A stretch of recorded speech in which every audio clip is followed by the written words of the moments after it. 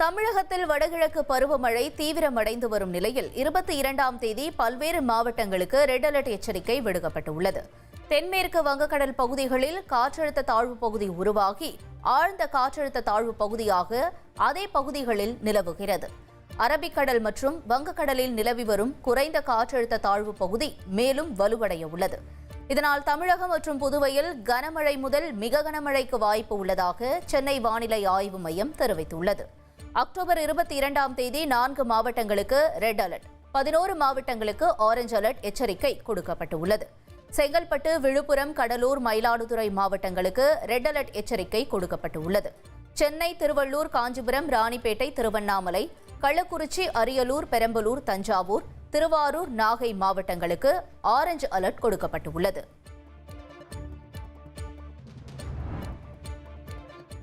சென்னை திருவொற்றியூர், ராயபுரம், தண்டையார்பேட்டை, எண்ணூர், மணலி உள்ளிட்ட பகுதிகளில் கனமழை பெய்தது.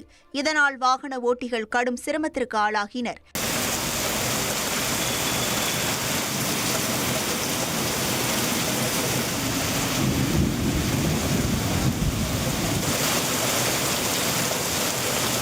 ராணிப்பேட்டை மாவட்டம் முத்துக்கடை, ஆற்காடு, வாலஜா, காவேரிப்பாக்கம் ஆகிய பகுதிகளில் கனமழை பெய்தது.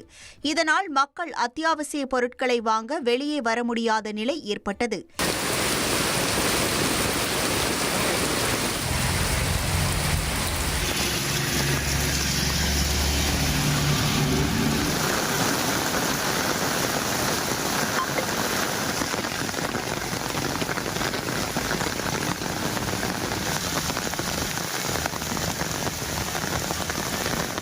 நெல்லை மாவட்டத்தில் பல்வேறு பகுதிகளில் பரவலாக கனமழை பெய்தது.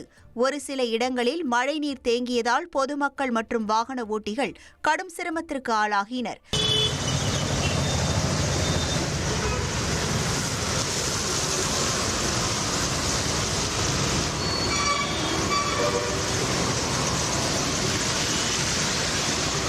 புதுச்சேரியில் பெய்த கனமழையால் சாலைகளில் தண்ணீர் தேங்கியது. இதனால் போக்குவரத்து நெரிசல் ஏற்பட்டு வாகனங்கள் ஊர்ந்து செல்லும் நிலை ஏற்பட்டது.